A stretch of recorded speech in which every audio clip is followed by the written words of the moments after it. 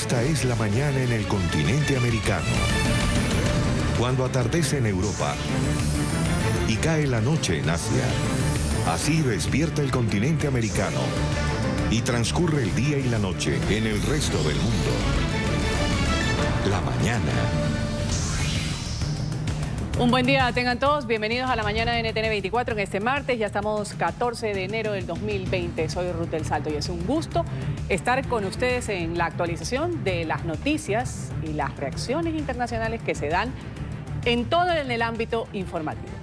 A Nueva York, porque una nueva celebridad ha aparecido el día de ayer en el horizonte del juicio por agresión sexual del exproductor de cine Harvey Weinstein, la supermodelo Gigi Hadid.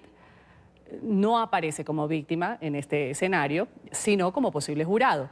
El productor de Hollywood, 67 años de edad, está acusado de violación, también de agresión sexual. Más de 80 mujeres han presentado estas denuncias, sin embargo, va a ser solo juzgado en Nueva York por 2 casos de violación y de agresión sexual. Ya está Alejandro Rincón con nosotros contándonos sobre la participación de esta top model, que todo el mundo se quedó con la boca abierta el día de ayer.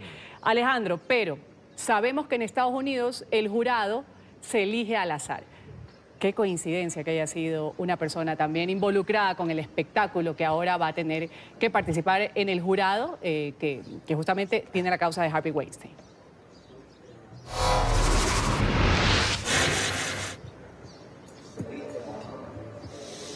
Hola, feliz martes para todos. A nivel técnico, cualquier ciudadano de los Estados Unidos, y en este caso en particular, en la causa contra Harvey Weinstein, en tanto que esté registrado como residente de la ciudad y del estado de Nueva York, puede ser convocado a una corte con el objetivo de que presente una entrevista para determinar si puede o no servir como un jurado dentro de un proceso judicial. Y allí justamente se da este momento sorpresivo en la Corte Criminal de Manhattan cuando hizo su entrada la modelo Gigi Hadid, celebridad que independientemente de su condición pues llegó juiciosamente a esta cita a el tribunal donde tiene lugar esta segunda semana de juicio en contra del magnate de Hollywood. Dentro de la sala del juez James Burke rindió una serie de preguntas, pero la más importante de todas, la que en esencia en esta fase de preselección de jurados puede llegar a determinar si una persona puede servir o no en ese panel de 12 jurados titulares, es la siguiente: ¿puede ser usted imparcial frente al caso y llegar a un veredicto a futuro con base solo en los hechos presentados de la Corte? 2 preguntas a las cuales ella respondió: sí, puedo ser imparcial. A la luz de estas circunstancias, pues se mantuvo presente durante toda la jornada de selección de jurados allí en la Corte. Y alrededor también de esta circunstancia, la defensa del acusado ha intentado seguir promoviendo distintas mociones frente al juez a cargo de la causa con el objetivo de que se modifiquen las condiciones del proceso judicial, y una de ellas centradas en sucesos como el de la supermodelo Gigi Hadid, si verdaderamente o no puede ella ser imparcial. Una causa en particular sobre la que habló específicamente Gloria Allred, que es la abogada de las víctimas de Harvey Weinstein.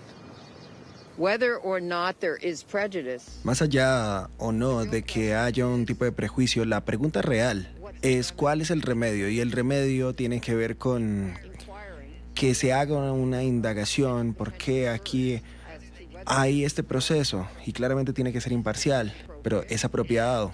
Y asimismo es que hay 2 lados que pueden decidir y que tiene que ser imparcial.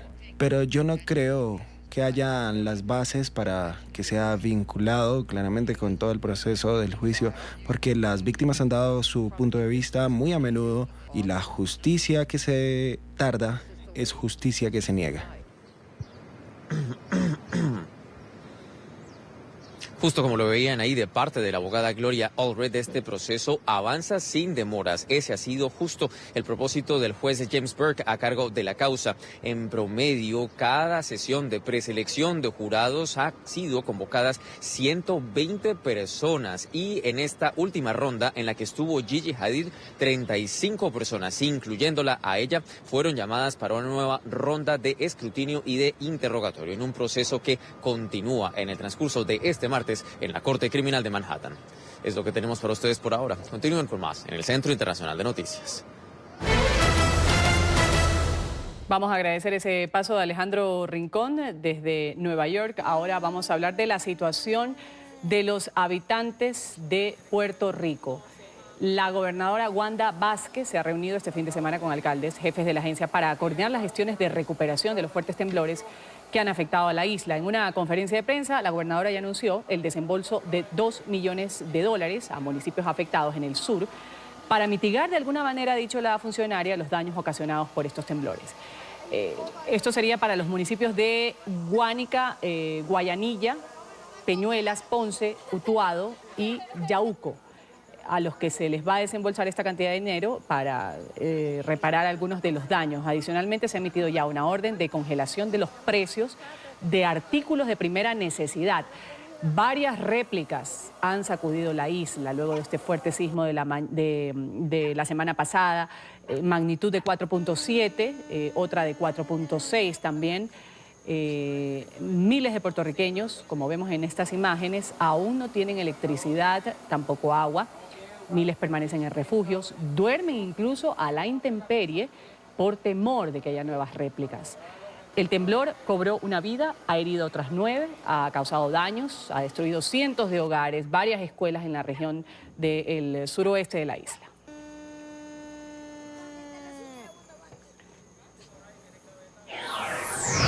California ya ha enviado refuerzos para ayudar en la reconstrucción de Puerto Rico. Más de 30 especialistas en desastres han llegado en las últimas horas a la isla con la intención de cooperar en las labores de apoyo. Esto tras los terremotos que sacudieron el territorio. Expertos en gestión de incidentes, emergencias, hacen la evaluación en ingeniería y en seguridad, planificación también, información pública, gestión de escombros y asesoramiento en casos de crisis. Ellos conforman el equipo técnico, este grupo que va a permanecer en Puerto Rico durante 16 días.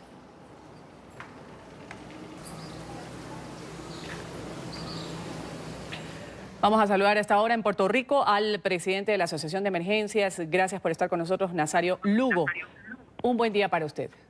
Muy buenos días, Ruth. Buenos días a todos los amigos que nos escuchan. Señor también. Lugo, desde la última vez que dialogamos, ¿cuánto ha evolucionado esta ayuda o esta recuperación que se intenta hacer de a poco en el sector del suroeste, más que nada, de la isla, donde se ha vivido pues, estos movimientos telúricos? ¿Cómo está la situación al día?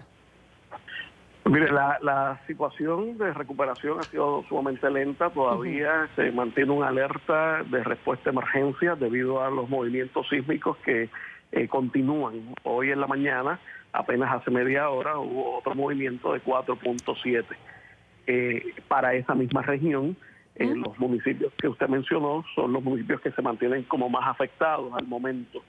Hay un 55% de probabilidad de que se mantengan ocurriendo movimientos sísmicos de magnitud mayores de 5.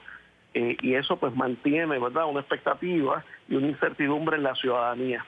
Actualmente tenemos 28 refugios coordinados por el gobierno y de estos 28 refugios hay unas 4.994 personas refugiadas. Pero adicional a esos 28 refugios formales, hay un sinnúmero de refugios adicionales informales que sobrepasan los 30 y son residentes en las comunidades que han ocupado espacios abiertos para dormir y pernoctar porque tienen miedo de regresar a sus propiedades. Así que ese número de personas refugiadas o que se mantienen durmiendo fuera de su hogar podría llegar a las 8 o 10 mil personas en términos generales. Las autoridades, como bien mencionó, están tomando medidas de apoyo económico a los municipios. Bajo el estado de emergencia, el fondo de emergencia del gobierno, se entregaron estos $2 millones para que los municipios puedan sufragar los costos de la operación de limpieza y de igual manera medidas de seguridad para poder atender las necesidades de la ciudadanía. Ahora, nos mantenemos... cuando se dice, señor Lugo, que va a haber esta ayuda, ya la gobernadora ha sido enfática, ha dicho, me he reunido con autoridades, la gobernadora Vázquez, y vamos a destinar $2 millones. ¿Por dónde se empieza? Cuando hay daños por doquier, cuando hay mucha gente sin los servicios básicos y que están todavía durmiendo a la intemperie o están en albergues provisionales. precisamente con esos 2 millones viabiliza los fondos para que los municipios puedan adquirir servicios necesarios para atender a los refugiados. En este caso, pues ya se montaron, en el día de hoy se anunció que se instaló ya los primeros baños portátiles con ducha para que los refugiados puedan tener ese servicio, ya que por 6 días muchos de estos no habían podido ducharse. Y entonces pues es parte de esa gestión con esos fondos para poder contratar esos servicios adicionales que están haciendo falta para atender la gran población que se encuentra, ¿verdad?, en la calle, en lugares donde no hay agua del servicio de acueductos, porque hay problemas de energía y los sistemas de bombeo no funcionan. Así que esos fondos ayudan a que el municipio, los alcaldes, puedan de manera inmediata contratar servicios privados para dar ese apoyo. Y esto, pues nada, es como consecuencia de la crisis económica que atraviesa el país, que mantiene en una precaria situación económica a estos municipios que el terremoto los ha cogido básicamente sin un presupuesto para ellos poder contratar de manera inmediata esos servicios.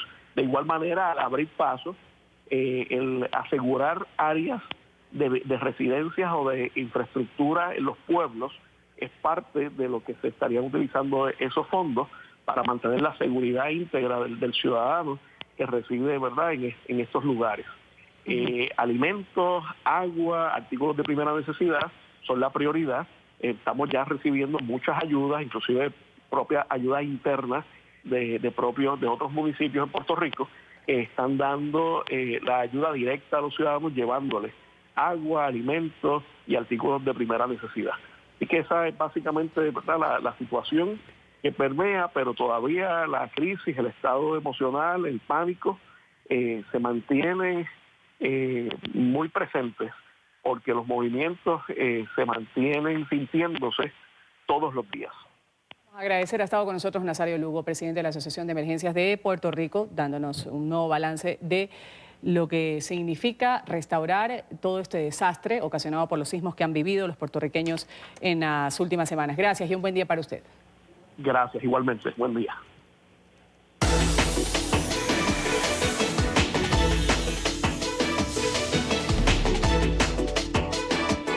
Nuevamente al acecho, la presidenta de la Cámara de Representantes de Estados Unidos se reúne el día de hoy con su bancada demócrata para avanzar, según ha dicho Nancy Pelosi, en el envío de los documentos del juicio político contra el presidente Donald Trump. Pelosi ha dicho que esta misma semana haría llegar los artículos al Senado. En Washington ya está nuestra periodista Emiliana Molina con el reporte. Emiliana, un buen martes para ti. Así es, Ruth, ¿qué tal? Muy buenos días y feliz martes. Pues la líder de la Cámara de Representantes, Nancy Pelosi, se reunirá con su bancada demócrata, como lo mencionabas, y también el presidente del Comité de Inteligencia, Adam Schiff, donde están planificando en esta reunión pues las últimas estrategias para ya enviar estos artículos a el juicio político en el Senado. Algunas de las cosas que se están planteando en este momento es publicar posibles documentos como mensajes de textos, fotos, también conversaciones, entre otros temas, y grabaciones de Lev Parnas, el asociado de Rudy Giuliani, el abogado personal de Donald Trump, que podría ayudar a influenciar la decisión de ciertos republicanos en la Cámara Alta a que sí hagan un llamado a Mitch McConnell para que deje o permita escuchar a algunos testigos en este juicio político. De hecho, este juicio político, según McConnell y algunos senadores, podría iniciar tan pronto como la próxima semana, el 21 de enero. Pero aún los republicanos no han publicado la resolución de cómo se llevaría a cabo este juicio político, y pues el mandatario estadounidense Donald Trump continúa insistiendo en que no ha hecho nada malo. De hecho, ha tuiteado recientemente que quiere que simplemente en el Senado se descarten estos artículos de destitución en su contra, algo que va completamente en contra con la estrategia que ha planteado Mitch McConnell, quien ha dicho que quiere que el juicio político se lleve a cabo, pero con agilidad. Muchos creen que el hecho de que el Senado dé crédito a un juicio basado en la ausencia de pruebas, donde no hubo delitos, donde se leyeron las transcripciones, donde no hubo presión, el engaño del juicio político en lugar de una desestimación rotunda, le da al Partido Demócrata Casa de Brujas una credibilidad que de otra manera no tiene. Estoy de acuerdo. ¿Por qué debo tener el estigma del juicio político unido a mi nombre cuando no hice nada mal? Lean las transcripciones. Un engaño totalmente partidista, nunca antes había sucedido. Los republicanos de la Cámara votaron 195-0, con 3 demócratas votando con los republicanos. Muy injusto para decenas de millones de votantes. Bueno, y algunos republicanos quieren escuchar al ex asesor de Seguridad Nacional John Bolton en este juicio político, pero aún no son la mayoría. De hecho, una reciente encuesta por parte de Quinnipiac Poll, publicada el lunes, asegura que el 66% de las personas que respondieron, los estadounidenses, sí quieren escuchar los testimonios de algunos testigos. Entre estos, 39% son republicanos, el 71% son independientes y el 91% son demócratas. Y para lograr que se escuchen estos testigos en la Cámara Alta, los demócratas necesitarían al menos a 4 republicanos aliados. Entre los republicanos que están intentando convencer se encuentran Lisa Murkowski de Alaska, también Susan Collins de Maine, Mitt Romney de Utah y Cory Gardner de Colorado. Así que veremos si en realidad Mitch McConnell sí permite que se escuchen estos testimonios o no una vez inicie este juicio político. Estamos en directo desde Washington. Emiliana Molina, Ruth, regreso con ustedes. Emiliana, muchas gracias por tu reporte. Vamos a pasar a Florida, donde autoridades han arrestado a un hombre, porque escuchen esto, la poca capacidad de tolerancia, agredió a otro que llevaba una gorra que hacía alusiva a la campaña de Donald Trump. El presidente, el detenido, tiene que enfrentar cárcel y multa. La historia enseguida con Paola Serna. Paola, un buen día. Hola, ¿qué tal? Muy buenos días. Matías Agbo, de 43 años, deberá pasar 90 días en la cárcel de Indian River, aquí en el estado de la Florida. Esto después de los hechos ocurridos el pasado mes de octubre, donde se ve que este hombre se acerca a otro individuo, un hombre de 90 años, quien llevaba puesta una gorra de la campaña Make America Great Again, es el eslogan del presidente Donald Trump. Parece que a Agbo no le gustó esa gorra y lo escupió. Esto el hombre huyó del bar, sin embargo quedaron grabadas las escenas y las autoridades lograron detenerlo. Ha sido formalmente ya acusado y se encuentra detenido. 90 días deberá pasar en prisión por esta agresión, pero además tendrá que pagar $700 de multas y 12 meses de probatoria para verificar que no vuelva a cometer actos de este tipo, de agresiones. Se ha conocido que Agbo también está buscando que le sean reconocidos $15,000, según han dicho, por todo el daño que ha sufrido estos meses tratando de defenderse. Por ahora, lo cierto es que le salió cara la agresión a este hombre después de haber escupido al anciano por simplemente llevar una gorra con el eslogan de Donald Trump. La información desde Miami, Paola Serna. Continúen con más desde nuestros estudios centrales. Buenos días. ¿Saben? Quiero que sepan, si de acá a poco tiempo, no sé, si volvería o alguien vuelva, hay que organizar como en Venezuela, milicias armadas del pueblo. Bueno, y estas han sido las polémicas declaraciones de Evo Morales. Desde Argentina, el expresidente de Bolivia ha asegurado que de volver a su país armaría una milicia al estilo de las milicias maduristas. En Venezuela, estos grupos civiles armados son utilizados por el régimen como fuerza de choque. El gobierno interino de Bolivia ha rechazado estos comentarios, ha señalado que las amenazas demuestran que la paz, la reconciliación, la democracia nunca han sido las opciones del exmandatario.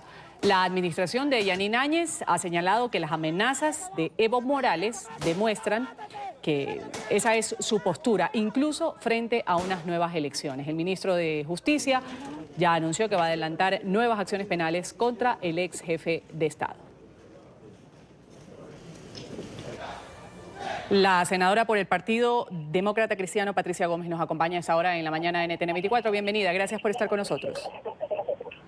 Muchas gracias, Ruth. Un abrazo a NTN. ¿Cómo recibe usted estas declaraciones que ha dado el expresidente de Bolivia, Evo Morales? Ya el gobierno interino de Yanín Áñez ha dicho que ahí está, sedición, terrorismo. Esto es lo que reafirma el presidente o el expresidente con este tipo de afirmaciones, de decir que si vuelve a Bolivia va a armar grupos como los tiene Maduro en Venezuela. Precisamente el artículo 21 que habla de la tentativa en nuestro ordenamiento penal y el artículo 128 que hace referencia al alzamiento armado contra la seguridad y unidad del Estado. Estos artículos y esa conducta el señor Morales se acomoda a estos artículos, tanto a la tentativa como al artículo 128 de alzamiento armado. Es una amenaza, pero nosotros en Bolivia tenemos a dos instancias, tanto la policía como el ejército, que son los encargados de resguardar la seguridad del Estado. Nuestra Constitución no prevé y no acepta ningún otro grupo externo a estas dos instancias que puedan llevar el control o puedan quedarse con o puedan asegurar la estabilidad del Estado, ¿no? Entonces creo que esta conducta del señor Morales se acomoda a estos articulados del ordenamiento jurídico y pues están definitivamente acomodándose y nos están mostrando el carácter de delito en estas declaraciones que hace el señor Morales. A mí me sorprende algo, senadora. El señor Morales, en teoría, en calidad de refugiado en Argentina, estaba impedido de hacer declaraciones políticas. Sin embargo, ya no es el primer audio que se filtra, segundo o tercero. ¿Cómo se puede dar esta filtración de audio? ¿O es que se pone públicamente? ¿Qué es lo que está sucediendo? Que se puede obtener fácilmente este tipo de declaraciones que no son positivas para el exmandatario de los bolivianos. Lo que pasa es que el señor Morales también tiene una doble intención de aquello que manifiesta, quiere que se enteren, porque desde su renuncia al cargo de presidente de la República Boliviana, ha hecho y ha constantemente agredido a la población a través de una guerra psicológica. Entonces, de alguna manera, él también quiere que todo lo que vierte, él quiere que se entere el pueblo boliviano. Y lo único que está logrando es que ya no se confíe en él, ya no se logre creer en él y sobre todo no tenga ya buena aceptación los comentarios que él menciona desde la Argentina. Vamos a agradecer esta comunicación que estamos teniendo con Bolivia, la senadora que nos acompaña a esta hora, la senadora por el Partido Demócrata Cristiano, Patricia Gómez. Un buen día para usted, senadora Gómez. Adiós, NTN, muchas gracias. Gracias a usted. Vamos a revisar inmediatamente noticias de la agenda informativa de este martes. El primer ministro de Canadá se ha referido a la escalada de tensiones entre Estados Unidos e Irán. Justin Trudeau ha sugerido que de no haber sido por Teherán no habría derribado por error el avión comercial ucraniano en el que 176 personas han muerto, incluyendo 57 ciudadanos canadienses. Ha dicho además que Washington no lo notificó antes de perpetrar el bombardeo en Irak, en el que resultó con la muerte del general iraní Qasem Soleimani. Creo que si no hubiera tensiones, si no hubiera una escalada recientemente en la región, esos canadienses estarían ahora en casa con sus familias. Esto es algo que sucede cuando hay conflicto y guerra.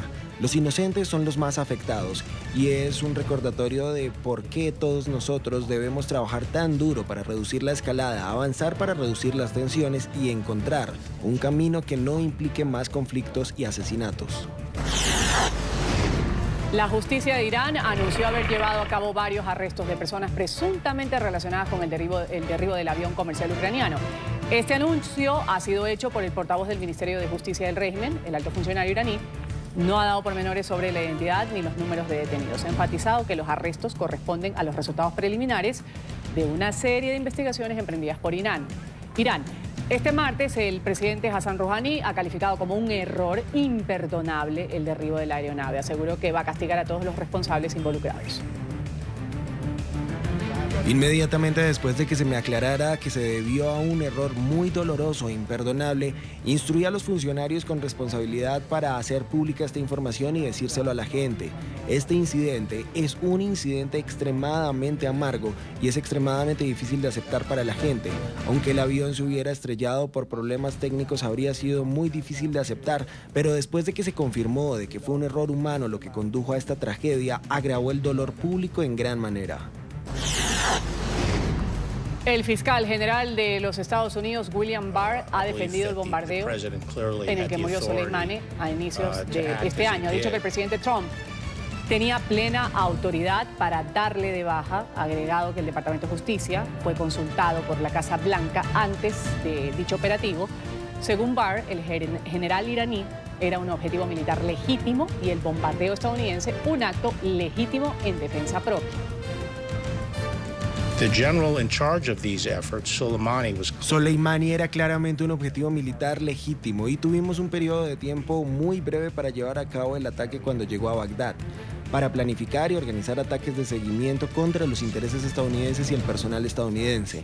Así que este fue un acto legítimo de defensa propia porque interrumpió los ataques en curso que se estaban llevando a cabo, una campaña contra los estadounidenses, y restableció la disuasión, respondió a los ataques que ya se habían cometido. Noche importante para 6 de los 14 precandidatos demócratas que buscan representar a su partido en las elecciones presidenciales el 6 de noviembre. Joe Biden, Bernie Sanders, Elizabeth Warren, Pete Buttigieg, Amy Klobuchar y Tom Steyer se van a medir en la ciudad de Des Moines, la capital de Iowa. El grupo de políticos va a discutir temas de actualidad. Entre ellos, también va a estar el juicio político contra el presidente Donald Trump. Las tensiones entre Estados Unidos e Irán. Las autoridades de Estados Unidos han calificado el ataque en la base naval de Pensacola como un acto terrorista. El tiroteo se registró el pasado 6 de diciembre. 3 soldados de Estados Unidos han sido asesinados por un miembro de la Fuerza Aérea Saudita. Tras el ataque armado, el gobierno de Estados Unidos ha expulsado a 21 militares saudíes del país por compartir propaganda yihadista y ha suspendido el entrenamiento de todos los militares sauditas en la Unión Americana. Otro macabro hallazgo en México. Cerca de 30 cadáveres han sido encontrados en Jalisco. Según las autoridades, los restos fueron descubiertos cerca de otras fosas clandestinas de donde se extrajeron en los últimos meses del 2019. En enero de este año, cerca de 100 cadáveres. La Fiscalía del Estado de Jalisco ha emitido ya un comunicado sobre este caso.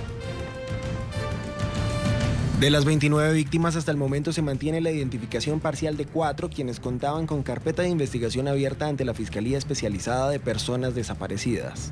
La Fiscalía Estatal refrenda su compromiso con la sociedad de continuar en la búsqueda de personas desaparecidas en la entidad. Un grupo de transportistas ha bloqueado con 400 camiones la autopista México-Pachuca y el Zócalo capitalino. Los manifestantes han argumentado que las autoridades no les ha cumplido acuerdos sobre la recolección de materiales de la obra del aeropuerto de Santa Lucía. De acuerdo con la jefa de gobierno de la Ciudad de México, Claudia Sheinbaum, haya afirmado que los transportistas buscan con estos bloqueos obtener contratos de acarreo de material con precios por encima del mercado.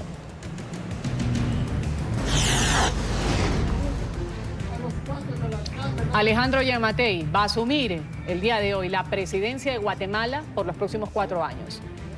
Entre los retos del centro derechista están el combate a la pobreza, acabar con la inseguridad y la corrupción.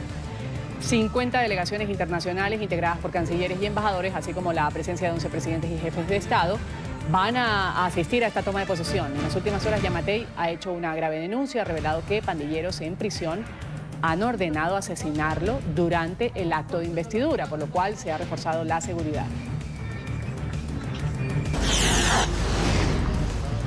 Nicolás Maduro va a rendir este martes su informe anual de gestión ante la cuestionada Asamblea Nacional Constituyente creada en el 2017 por el madurismo y que de facto ejerce el poder legislativo. El régimen de Maduro va a presentar la llamada memoria y cuenta después de que en una criticada maniobra tratara de impedir sin éxito que Juan Guaidó fuera reelegido como presidente del Parlamento. Los diputados maduristas juramentaron en su lugar a un asambleísta apartado de la oposición por denuncias de corrupción. ¡Un monstruo! Primera reunión del gabinete recientemente formado, el gobierno de coalición en España, que lidera el socialista Pedro Sánchez en alianza con la izquierda radical del partido Unidas Podemos. El líder del movimiento, Pablo Iglesias, ocupa una de las 4 vicepresidencias creadas tras el pacto que con el aval del Parlamento permitió a Sánchez llegar a la jefatura del Ejecutivo. Los 22 ministros, 17 de los cuales son del PSOE, desfilaron a su llegada a la Moncloa, sede del gobierno. Pedro Sánchez los ha llamado a la unidad tras 1 año y medio de crisis política. Un periodo de transición, esto es lo que van a tener el príncipe Harry y su esposa Meghan tras anunciar que buscan dejar de ser miembros de primera línea de la familia real. Acordaron con la reina Isabel II que van a pasar tiempo entre Canadá y Reino Unido. La monarca ha dicho que ella y la familia real apoyan los deseos de los duques de Sussex de crear una nueva vida como familia joven. Con estas imágenes, esta decisión y este disque fin a la polémica, vamos a un corte comercial y volvemos con más noticias para ustedes.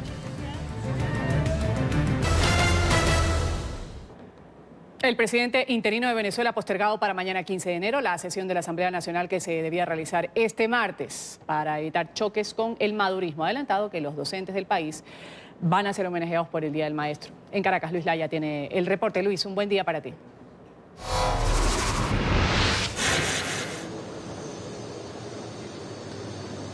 Hola, muy buen día, Ruth, y todos quienes a esta hora sintonizan en NTN 24. Pues sí, efectivamente, la sesión del Parlamento Nacional ha sido movida, ha sido postergada debido a todo lo que ha ocurrido en torno al Parlamento en los últimos días. Además, hoy Nicolás Maduro visita el Palacio Federal Legislativo, pero para comparecer ante la Asamblea Nacional Constituyente, que es presidida por Diosdado Cabello. Se presume que para rendir su memoria y cuenta del año 2019 y pues lo que se espera también para el año 2020. Esto ha generado que Juan Guaidó, hablando un poco de estrategia, anunciara que la Asamblea Nacional puede sesionar el día que ellos lo pauten. Así está establecido dentro del Reglamento de Interior y de Debates, norma interna de la Asamblea Nacional Venezolana, y por esto han señalado que la sesión ha sido convocada para el día miércoles, es decir, para el día de mañana. Además, Juan Guaidó hoy visita el occidente de Venezuela, cumple con una tradición religiosa en el país, que es la visita a la Divina Pastora, a la Virgen de la Divina Pastora. Él se encuentra el día de hoy en Barquisimeto y pues se espera que esta sesión sea el día de mañana. Pero vamos a escuchar un poco la explicación que daba Juan Guaidó sobre el motivo de este cambio de día de la sesión del Parlamento Nacional. Escuchemos. La Asamblea decide cuándo sesiona. El lunes, el martes, el miércoles, el jueves. Y cuando lo decida, también dónde. Así que con lo que sí contamos es con el respaldo de los venezolanos. Así que, como también aquí hace falta estrategia, ustedes estén muy pendientes del día donde vamos y cuándo vamos a sesionar para que todos juntos vayamos al Parlamento Nacional a abrir las puertas del Palacio Federal y pronto de Miraflores, carajo.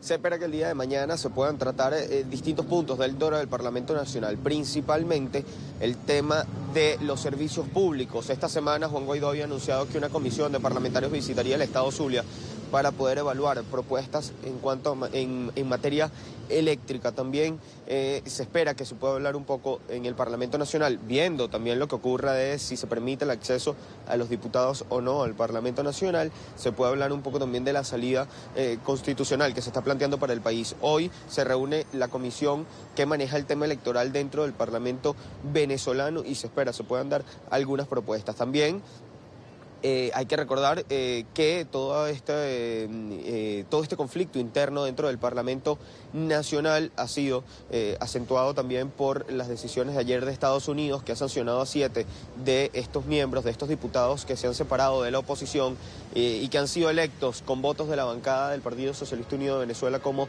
directiva y legítima de la Asamblea. Entre ellos Luis Parra, quien pues ha salido ayer en la lista de sancionados de Estados Unidos. Esto es parte de la información que tenemos nosotros desde la ciudad de Caracas por los momentos, y con ella volvemos al estudio. Que tengan un muy feliz día. Un feliz día también para ti, Luis. Gracias por todo ese reporte.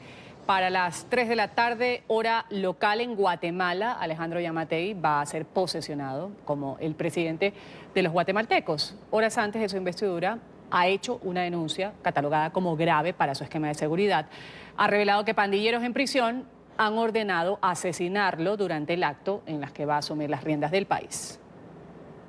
A menos de 24 horas de la toma de posesión del nuevo presidente Alejandro Yamatei, Guatemala incrementó la seguridad tras una amenaza de muerte en su contra. Se detectaron algunas llamadas telefónicas, se logró intervenir, se le ha pedido asistencia internacional a una agencia de policía internacional, de llamadas de adentro de una prisión, en donde ponen una luz verde, como llaman algunos de los pandilleros, sobre mi cabeza para el día de mañana. Esta es la primera vez que Yamatei hace referencia en público sobre este caso, que se había mantenido bajo reserva. Las advertencias comenzaron después del asesinato del exdiputado Manuel de Jesús Castillo Medrano, asesinado en diciembre del año pasado, mientras cumplía una condena de 203 años por el secuestro y muerte de 2 legisladores salvadoreños y su piloto en 2007. Durante la rueda de prensa donde hizo la denuncia, Yamatei criticó que el saliente Jimmy Morales otorgara descanso a los empleados públicos este martes, medida que calificó de inconstitucional. Acto seguido, dijo que el gobierno saliente fue un desperdicio.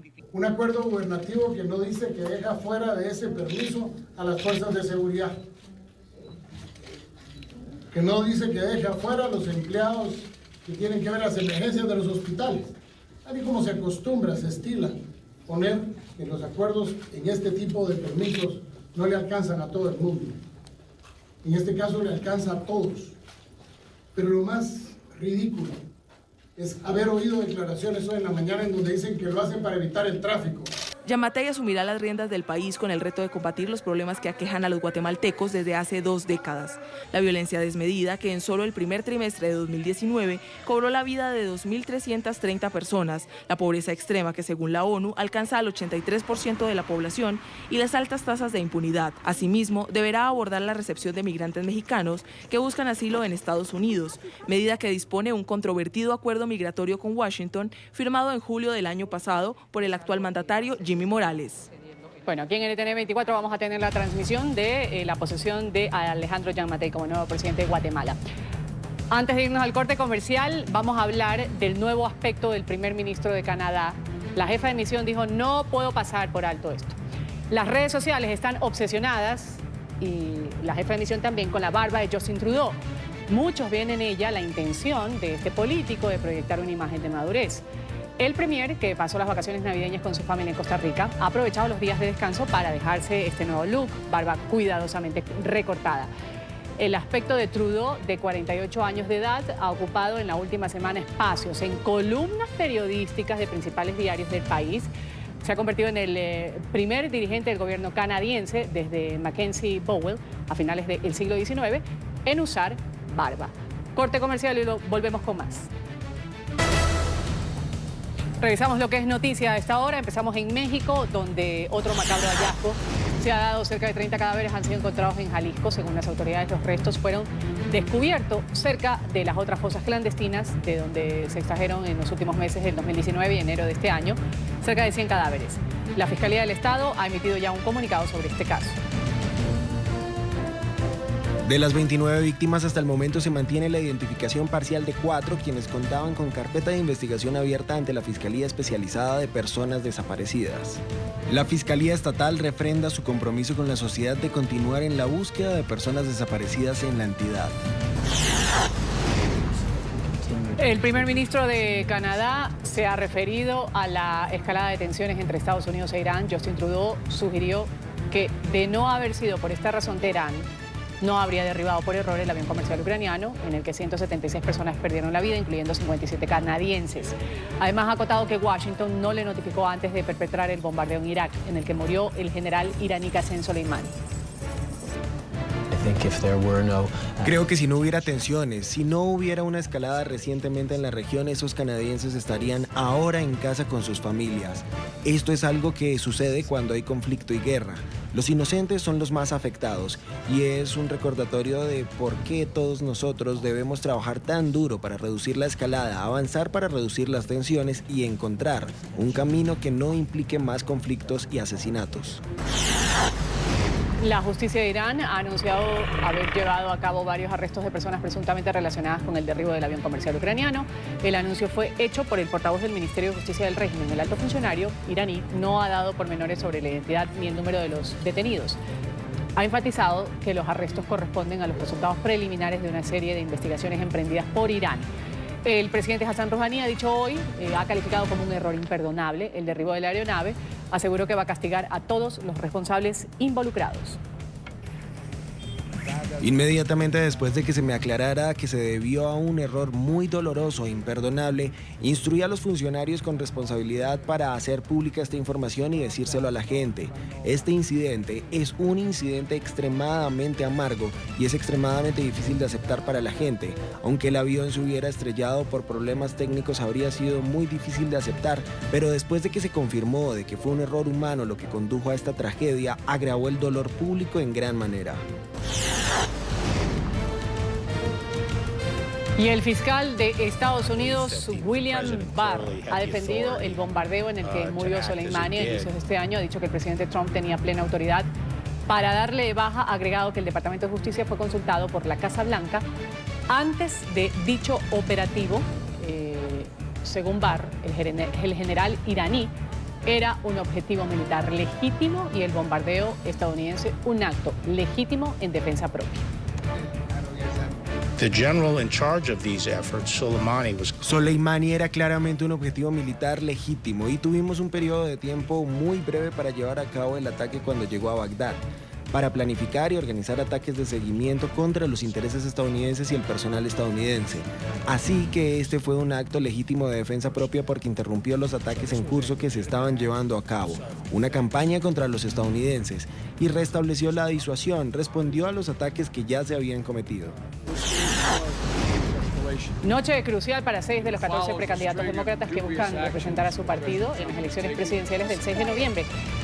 Joe Biden, Bernie Sanders, Elizabeth Warren, Pete Buttigieg, Amy Klobuchar y Tom Steyer se van a medir en la ciudad, en la capital del estado de Iowa. El grupo de políticos va a discutir temas de actualidad. Ahí va a estar el juicio político contra el presidente Trump, también las tensiones entre Estados Unidos e Irán.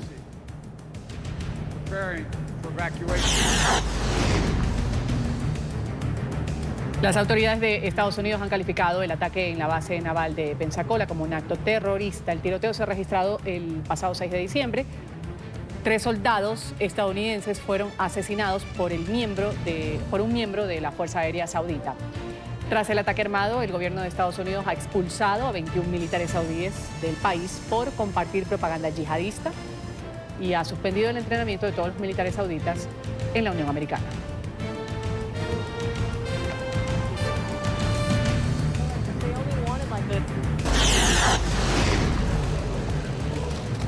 Primera reunión del gabinete del recién formado gobierno de coalición en España que lidera el socialista Pedro Sánchez en alianza con la izquierda radical del partido Unidas Podemos. El líder del movimiento, Pablo Iglesias, ocupa una de las 4 vicepresidencias creadas tras el pacto que, con el aval del Parlamento, permitió a Sánchez llegar a la jefatura del Ejecutivo. Los 22 ministros, 17 de los cuales son del PSOE, desfilaron a su llegada a la Moncloa, sede del gobierno. Pedro Sánchez los ha llamado a todos a la unidad tras un año y medio de crisis política.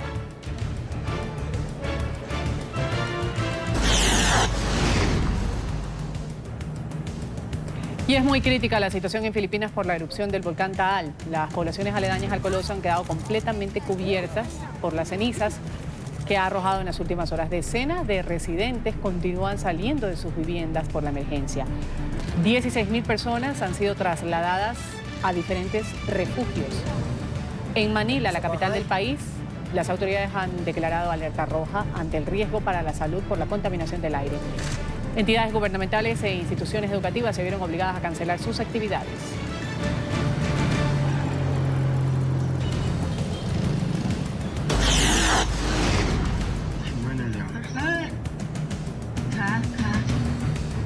Tragedia en China. Un gigantesco hueco prácticamente se tragó a este autobús de manera repentina. El vehículo iba con muchos pasajeros dentro cuando ocurrió el incidente. Al menos 6 personas han perdido la vida. Otras 18 resultaron heridas. Varias grúas llegaron al sitio para poder retirar el vehículo.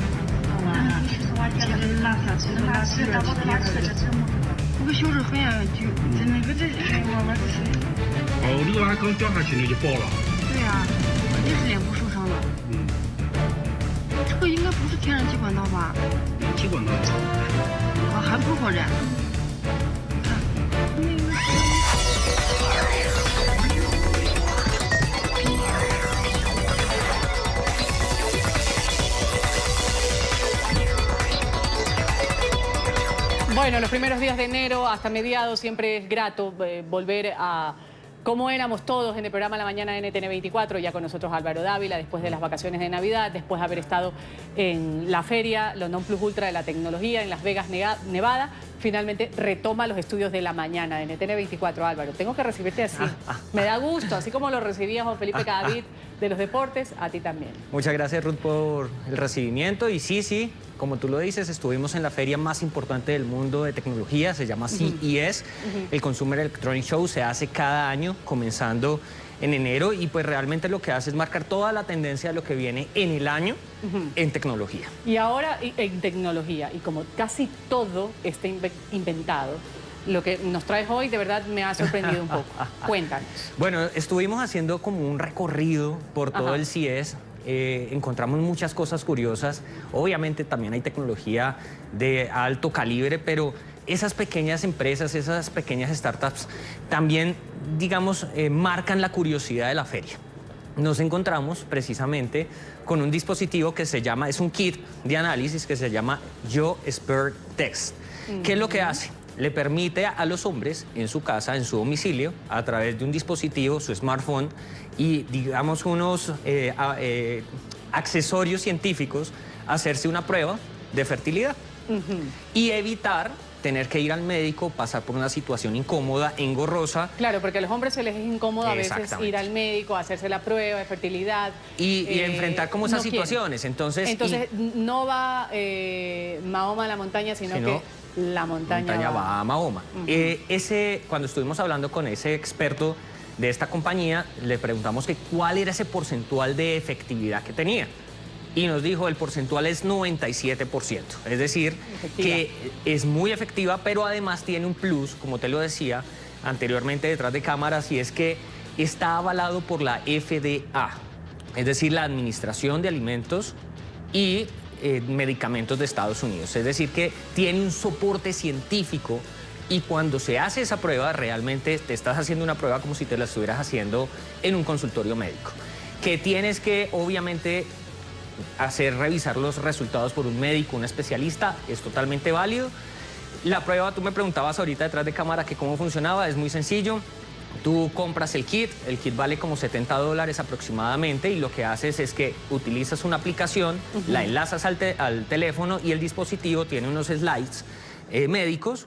Tú pones la muestra ahí y él hace toma la cámara del celular y la convierte en un microscopio. Mira, ahí en esas imágenes, por ejemplo, estábamos mostrando y se ve exactamente cómo los espermatozoides se están moviendo, y eso permite verificar la calidad también de esos espermatozoides. Pero preparamos un informe para que veamos un poco más sobre esto que nos encontramos en CES.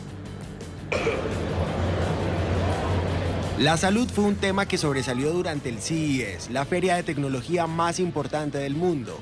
Distintas compañías presentaron sus avances en el campo médico y sin duda se robaron las miradas de los asistentes por sus propuestas que estaban llenas de innovación, investigación y practicidad.